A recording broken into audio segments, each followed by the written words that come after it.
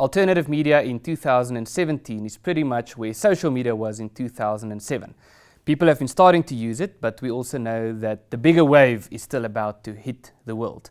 One of the reasons why alternative media is becoming more and more popular is because it creates space for alternative views that people do not necessarily see within the mainstream media. And when talking about alternative media and about alternative views, there's no better duo to have in studio than, of course, the two gentlemen from the Renegade Report.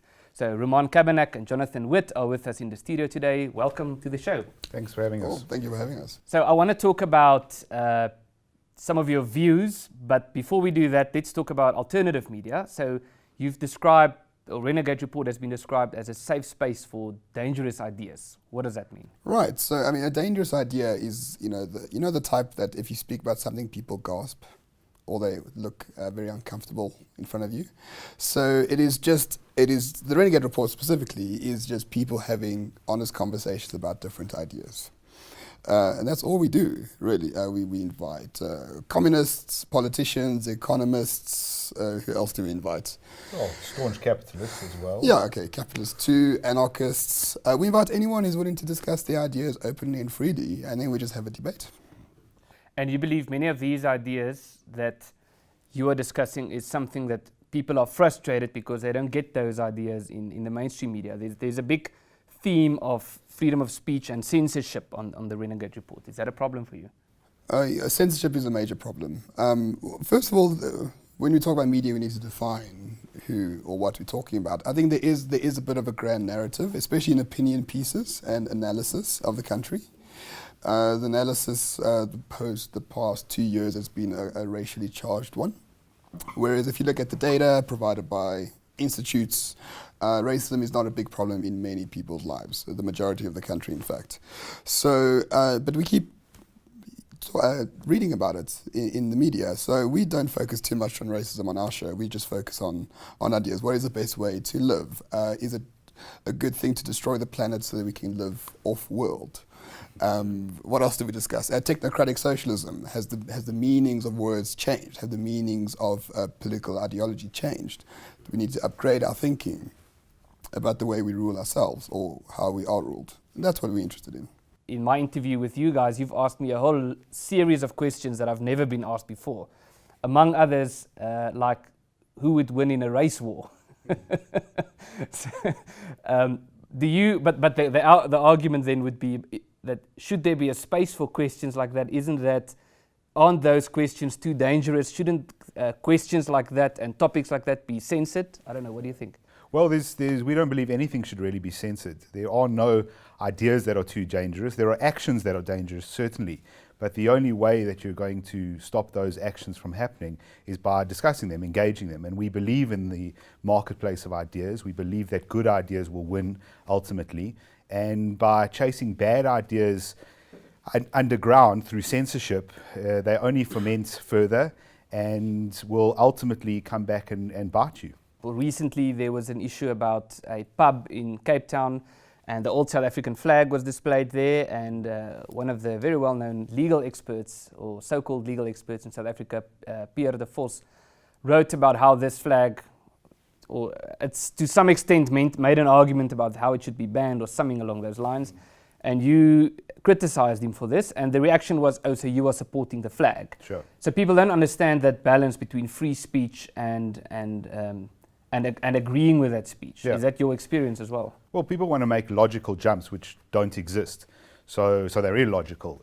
In essence, the flag example, we would support anyone's right to express themselves within their private property as they wish. So show us what you think. If you believe the old flag is a great symbol, that's fine. That's your right in your pub to display that flag. I don't have to buy beer from you if I disagree with you.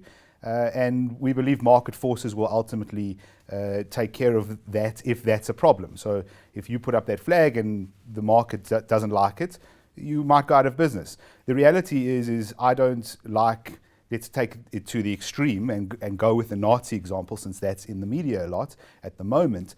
I don't like Nazis.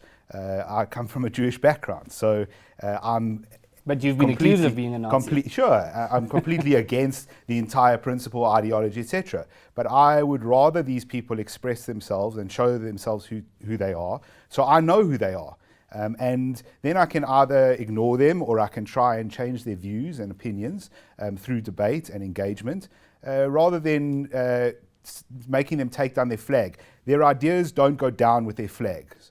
So I think that's an important concept, and the logical leap that if you support someone's right to freedom of expression and speech, you support what they're saying or doing is completely incorrect. Well, the issue of freedom of speech used to be associated more with liberalism, or maybe not liberalism, more with people who are more left-leaning, and the view was also that people who are more right-leaning was opposed to freedom of speech, but it seems like it's been switched around to a large degree, that people who are more left-leaning tend to be the people who want to oppress freedom of speech. Is that your view?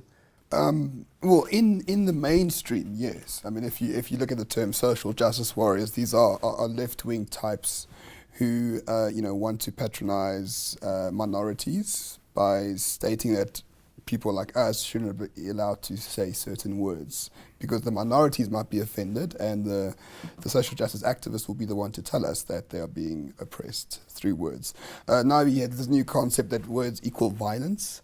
So just merely by expressing an opinion, you're committing violence against people generally, and that or even being present oftentimes. And that you deserve to be punched in the face for expressing an opinion. Ben Shapiro, the great American conservative, was at Berkeley only last night, and people called him a fascist Nazi. And then on the street, reporters went to these people and said, "You know, Ben Shapiro is Jewish." They had no idea he was Jewish, but they still called him a Nazi.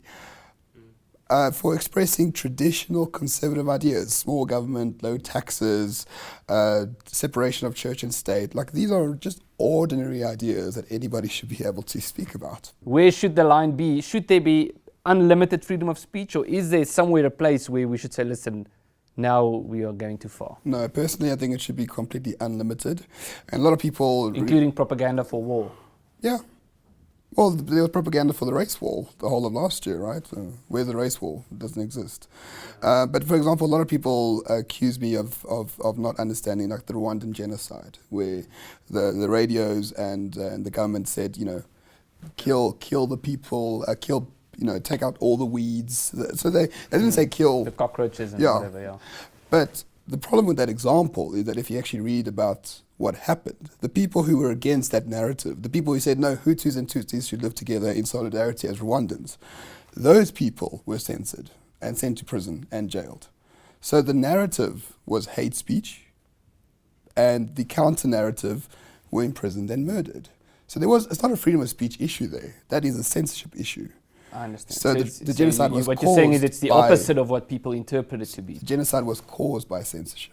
Do you agree? Where do you think the line should be? Well, I mean, you've said before that you believe in there's place for government, but it must be small and limited. Yeah. Look, I mean, I think the progressive project has just gone too far. The reality is I think I maybe 30 years ago would have firmly been on the left in terms of a political ideology. I would be called on the right certainly now, although on some issues I don't lean right at all. But I think the progressive project had many successes and then didn't just stop. So feminism is a great example. We really did achieve, the West at least, achieved a great amount of equality between the sexes. We frowned on anything that was against that. And now we're just pushing, well, the left is just pushing way past that with third wave feminism to something that's really quite toxic. On freedom of speech, I'm close to being an absolutist, essentially. I do think that if you have a baying mob and you have a person in front of a baying mob with weapons and you're literally standing next to, the factory of the mob, and you tell them to murder the owner of the mob, the owner of the factory, I think that does create some issues, and I think that there's studies to show, there's psychological studies to show humans acting in groups are different to humans acting as individuals, and so I do think you might want some limitation there. The biggest problem with limiting freedom of speech is who decides what you can and can't say. And so the minute you say, well, we're going to have limits on freedom of speech, you have people saying, well, you can't have this flag in your pub. And you can't say words like social justice warrior because that causes people to be upset, and as Ramon says, words of violence. Yeah. So or you can't have a post of Adolf Hitler, but you can have a post of Mao Zedong or Joseph yeah, Stalin. or you know, any communist hero. Yeah. The reality is that it's the problem comes in is who's going to decide. So who are the guardians of the speech, and that becomes a big problem. So I would say you need to be an absolutist on freedom of speech unless there is imminent violence or about to happen to someone. And essentially, the Constitution says that. Our Constitution says that. You know, we've got an equality court that I disagree with. It's never really been challenged, and I think if it would take into the constitutional court, it would be found to be wanting. But I would say most speech should be absolutely allowed, even if you don't like it, and probably especially if you don't like it. AfriForum has a slightly different view. We also believe in a very broad freedom of speech, but we believe that there should be certain limits, and you've disagreed with us, with AfriForum on that, which is ironic because during the Huffington Post hearing, the whole story about the Shelley Garland article and the hearing about whether it's hate speech or not, Ramon accidentally sat near to me. And then Virashni Pillay wrote that South Africa has a new alt-right, which is the duo from the Renegade Report and AfriForum and Germ, the cartoonist. Yes. And the funny thing about that is people have sort of owned it. People are now calling themselves alt-right, although nobody really knows what that means. I don't know. What's your view on that? Are you alt-right? Is that your view? Are you not? Well, the alt-right is just it's white nationalism in a different cloak. It's people who like being, it appears, they like being white. So they don't want the historical statues to be taken down. And yeah, some seem racist, some just troll on the internet. Most seem to like Donald Trump. I don't know what their core claims are. I don't really care about their core claims because I don't. Yeah, it's just not an interesting movement for me to look at. Yes, I mean, I don't think groups exist naturally. So the alt-right doesn't exist. Just some people who seem to hold similar views, and even they're not so similar if you actually ask them in person. So it's an aggregation of people who hold some form of views that intertwine with each other, possibly around white nationalism, but I don't know them too well. So let me ask you this. On that hearing, there was the finding of that hearing was very short. They said that that article was not hate speech. And the reason why, or it's not discriminatory even, and the reason why they said so was because it's intertwined with a compliment. So the argument is that white people are being depicted as being superhuman. They control everything, pretty much like the Jews in Germany. And therefore, if you say that they shouldn't have a right to vote because they are superhuman, you're actually complimenting them. Right. What's your view on that? Well, to me, it's a joke. So you have white supremacy and white privilege. So you know the white people are this great elite class of people that somehow are superior to everyone else. And then as soon as the white people, whoever they might be, moan about something, then that's white fragility, coming out. So they're fragile and they're superior and they're privileged at the same time. It's nonsense. All of it's nonsense. There's no such thing as white people. There's no such thing as black people. There's only individuals, and some get butthurt, others don't get butthurt. To aggregate and group them together collectively is to me quite disgusting. I think we fight quite strongly against any kind of collectivism. So we believe in individuality. Certainly people will group together sometimes, but this is the whole problem with white privilege as an argument. It assumes that because of the amount of melanin you have in your skin, you automatically have some sort of privilege. Now, it is certainly true that there are some white people in South Africa, or even many white people in South Africa, who have good jobs or earn good money or have nice houses and all those types of things. But it's also true that there are white people who struggle every day of their lives, who have a really tough time. And that would be true of black people as well. Yes, is there perfect equality between the races? No. Is there a history behind that? Absolutely. But to try and group people into these large collectives is really not helpful and is quite unhealthy, and pretty much every single genocide and tragedy that has befallen mankind has been as a result of collectivism. This is how you do it. You collectivize a group, you demonize the group, and then you can do whatever you want to the group. So having said that, what do you believe is the solution to inequality? Let's put the question like that. Unequal how? We're not equal human beings, right? Jonathan's good at maths. I'm not. I'm terrible. But apparently we're the same type of person because we're white. Equality doesn't exist. You do have economic equality, and you do have in South Africa specifically, you have a massive underclass, of which the 99% are black. But we already know what the solutions are. But people don't want to vote for the solutions. They vote for whatever the reason they vote for. It's very easy to understand how to empower people or to develop human flourishment. My motto in life is A, do no harm, and B, alleviate suffering. We know how to alleviate suffering. Give people property rights, bring them into the market through trade, and let them have some sort of skill that is valuable to others so they can trade with other people. It's a very simple equation. But why shouldn't it be the state doing that?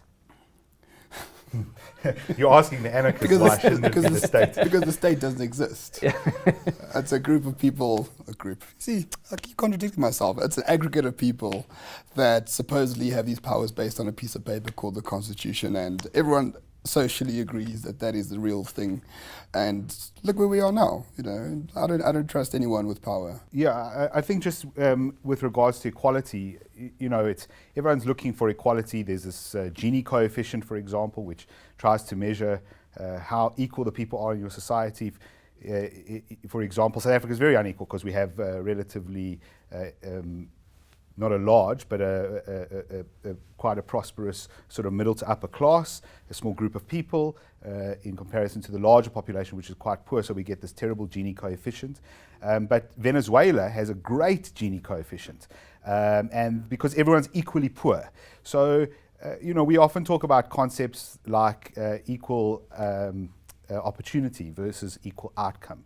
So what the left often wants is they want equal outcomes. They want everyone to achieve the same thing, which assumes that all humans are exactly the same, we all want the same, and we don't. Everyone should have the same opportunity as far as is possible. There are nuances to that because that's also not always possible, but as much as you can, you should give everyone equal opportunity. So a simple thing like education, Ramon's talking about how do we fix these so-called problems. Well, education. If you give everyone sort of a relatively equal education, they get an equal opportunity at learning, and then they can do whatever they want with it. Some people will go off and become doctors. Some will become artists. Some will become street sweepers. That's an individual choice. Some will become podcast hosts. Well, that's the worst thing that can happen. Or mug collectors. Your parents mourn. But even equality of opportunity doesn't exist in any meaningful way. What does it mean? It assumes that there's a base from which everyone starts, and that's wrong.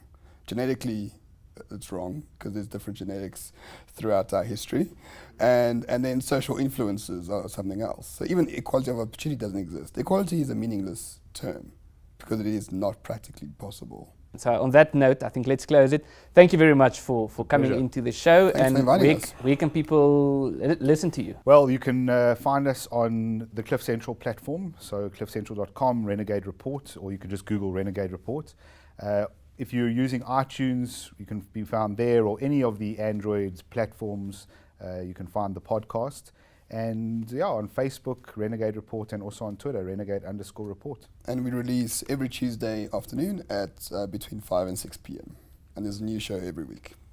Thank you very much, and good luck with all your ventures. Thank you. Thank you.